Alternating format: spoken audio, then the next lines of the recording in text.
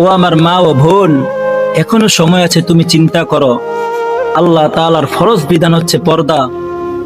এই পর্দা আমি আর তুমি যেরকম ভাবে নামাজকে ফরজ মনে করে 5 ওয়াক্ত নামাজ পড়ার চেষ্টা করি, এরকম ভাবে তোমার জন্য পর্দা করাটাও ফরজ। অথচ আমরা অধিকাংশ মা বোনেরা আমরা এই পর্দা এটাকে মানতেই চাই না।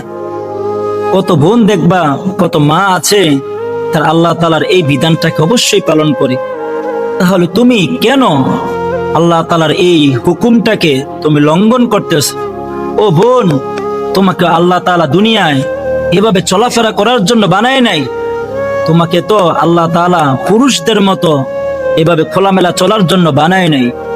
আল্লাহ তাআলা তোমার জন্য একটা হুকুম দিয়েছে, তোমাকে মহিলা বানিয়েছে। এখনো চিন্তা করো, এই দুনিয়াটায় তুমি সারা জীবন থাকবে না, তোমার কবরে যেতে হবে।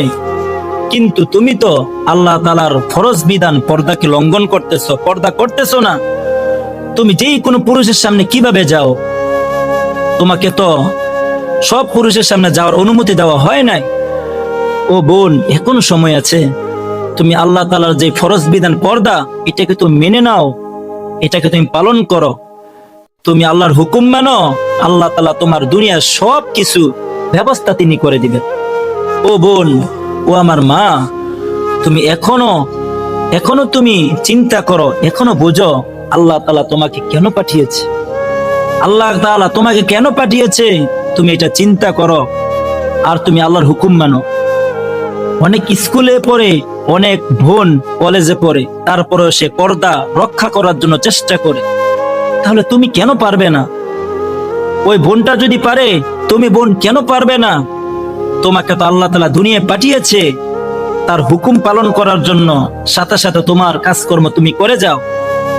কিন্তু তুমি বিভিন্ন বাহানা দিবে, বিভিন্ন অজুহাত দিয়ে তুমি তোমার পর্দার হুকুমকে তুমি লঙ্ঘন করিও না।